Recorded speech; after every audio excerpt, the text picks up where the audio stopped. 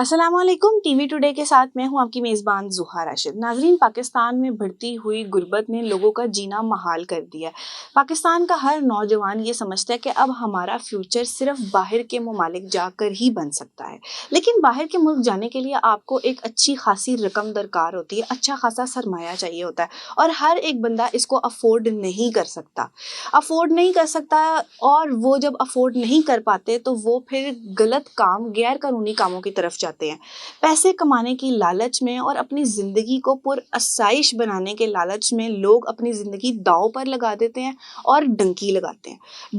डंकी क्या होता है? डंकी है पाकिस्तान से गैर कानूनी तरीके से दूसरे ममालिक जाना, बगैर वीज़े के समुंदर पार करना। जब भी हमने किसी बाहर के मुल्क में ट्रैवल करना होता है उसके लिए हमें वीज़ा चाहिए होता है, और जब आपके पास वीज़ा ही नहीं होगा तो आप गैर कानूनी तरीके से यानी इल्लीगल तरीके से बाहर जाओगे।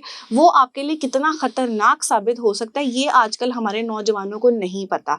जो नौजवान जिनको कुछ मालूम नहीं होता वो एजेंट्स के हत्थे चढ़ जाते हैं और फिर एजेंट्स उनको मौत के घाट उतार देते हैं। जो वालिदैन हैं वो अपने बच्चे को बाहर के मुल्क भेजना चाहते हैं, उनके पास पैसे नहीं होते तो वो एजेंट का सहारा लेते हैं और एजेंट उनको ये लालच देता है कि हम आपका कम पैसों में काम करवा देंगे और आपका बच्चा जो है वो इतने इतने दिन बाद उस मुल्क में पहुंच जाएगा।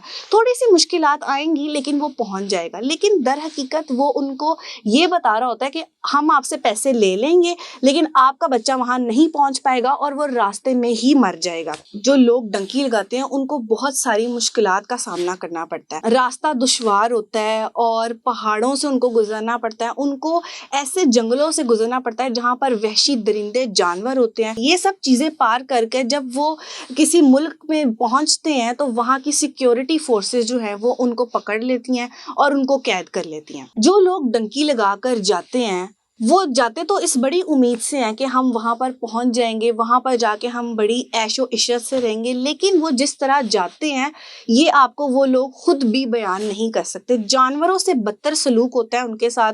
उनको छोटे छोटे बॉक्सेस, छोटे छोटे कंटेनर्स में डाल दिया जाता है जहाँ पर वो सांस तक नहीं ले सकते। एजेंट्स जो हैं वो उनसे सिर्फ पैसे लेके उनको एक बस के अंदर रवाना कर देते हैं और वो उसको बस यही कहते हैं कि आपने आगे का सफ़र खुद ही तय करना है। वो लोग 8-8, 10-10 बल्कि 12-12 घंटे पैदल सफ़र करते हैं, बिना किसी खाने के, बिना किसी पानी के, बिना किसी सहारे के। कुछ लोग तो रास्ते में ही मर जाते हैं और कुछ लोग जो वहाँ पर पहुँच जाते हैं इतनी मुश्किलात पार करने के बाद, जब वहाँ पर पहुँचते ही हैं तो वहाँ पे जो मुल्क की दूसरी सरहदें होती हैं वो पार करते हैं और उनको वहाँ की सिक्योरिटी फोर्सेस पकड़ लेती हैं और फिर उनको जेल में कैद कर देती हैं और कई कई साल वो जेल में ही सड़ते रहते हैं। नाज़रीन, समुंदर पार करते ही जो सबसे पहला यूरोप जाने के लिए गढ़ आता है वो होता है यूनान होता है। जब यूनान में जाते हैं वहाँ पर अगर तो आपकी किस्मत अच्छी है, आपने वो जगह पार कर ली तो कर ली, वरना वहाँ की सिक्योरिटी फोर्सेस आपको पकड़ लेती हैं और आपको जेल में डाल देती हैं।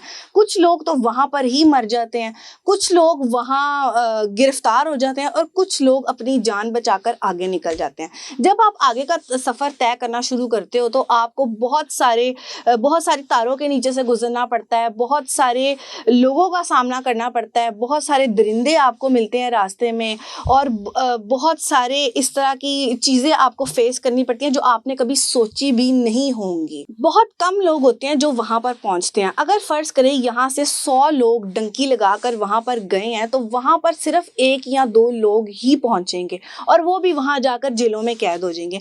यहाँ से तो वो ये सोच के उनको बहुत हसीन और रंगीन ख्वाब दिखाए जाते हैं एजेंट्स के ज़रिए कि तुम वहाँ जाओगे, ये हो जाएगा, वो हो जाएगा, तुम इजीली पहुँच जाओगे, बस 10 दिन लगेंगे तुम पहुँच जाओगे। लेकिन वो किस तरह वहाँ से गुजरते हैं और किस तरह अपनी ज़िंदगी दांव पर लगाकर वो वहाँ जाते हैं ये सिर्फ वही लोग जानते हैं। उनके वालिदैन पीछे, उनके घर वाले पीछे उनका इंतज़ार करते हैं, उनकी राह तक रहे होते हैं कि हमारा बच्चा वहाँ पर जाए और हमें कुछ कमा के पैसे दे, लेकिन बच्चा रास्ते में ही कहीं पर मौत के घाट उतर आता है। नाज़रीन, मैं ये समझती हूँ कि इसमें सबसे ज़्यादा कसूर जो है वो हमारे वालिदैन का है।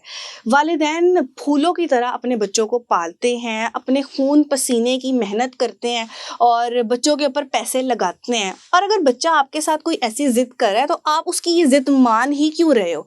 आप उसकी वो ज़िद मान के उसको आग में धकेल रहे हो। मतलब आप ये चाह रहे हो कि आपका बच्चा मर जाए। अगर आपका बच्चा कोई ऐसा आपके साथ ज़िद कर रहा है, कोई ऐसा आपको किसी काम के लिए फ़ोर्स कर रहा है, तो आप उसको कानूनी तरीके से बाहर भेजें। कानूनी तरीके में भी उतने ही पैसे हैं और गैर कानूनी तरीके में भी उतने ही पैसे हैं।